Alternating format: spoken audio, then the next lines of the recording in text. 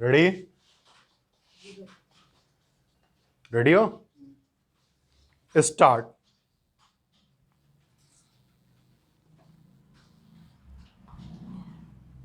अंततः राष्ट्रपति के अभिभाषण पर धन्यवाद प्रस्ताव पर चर्चा के बहाने संसद चल निकली, लेकिन जैसा कि अपेक्षित था कि उसमें भी अदानी मामले की गूंज सुनाई दी।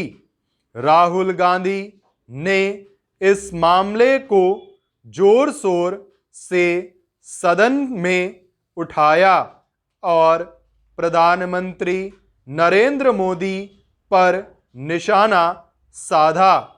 सत्ता पक्ष के तेवरों से यह स्पष्ट है कि वह राहुल गांधी और अन्य नेताओं की ओर से उठाए गए सवालों का जवाब देने के लिए तैयार हैं।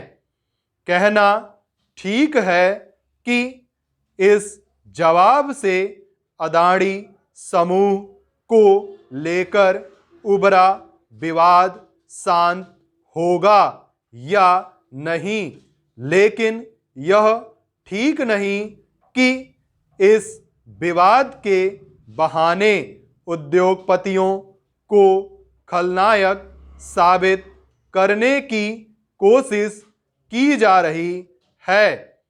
यह शुभ संकेत नहीं। देश के विकास में उद्योगपतियों की भी एक बड़ी भूमिका है, लेकिन विपक्ष और विशेष रूप से कांग्रेस की ओर से रह रहकर ऐसा माहौल बनाया जाता है। उद्योगपति सरकार की सहायता से देश को ठगने लूटने का काम कर रहे हैं। यह इसलिए ठीक नहीं क्योंकि इससे उद्योगपतियों के साथ उद्यमशीलता के विरुद्ध भी वातावरण बनता है।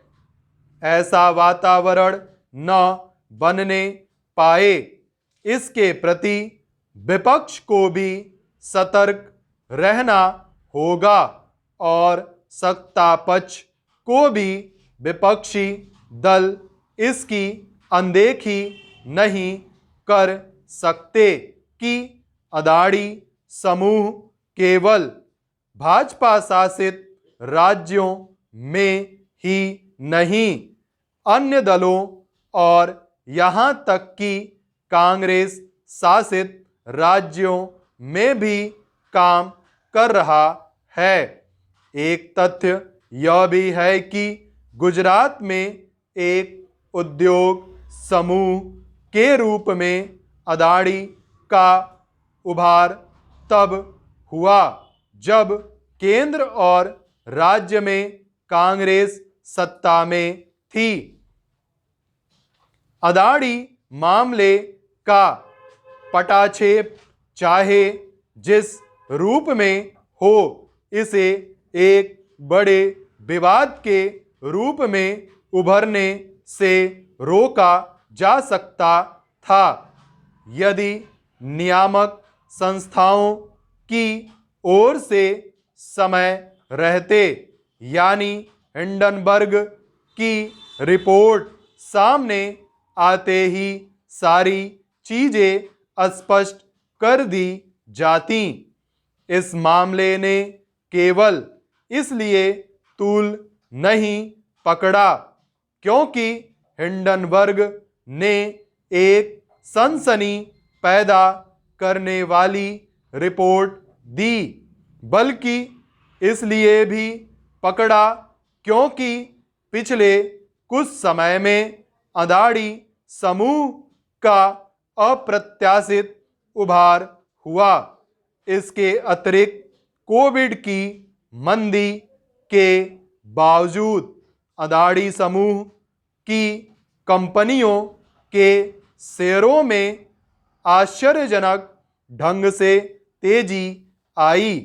अदानी समूह पर एक आरोप यह भी है कि उसने पारदर्शिता की अनदेखी कर अधिकतम सीमा तक शेयर अपने पास रखे और अपने शेयरों का अधिक मूल्यांकन किया।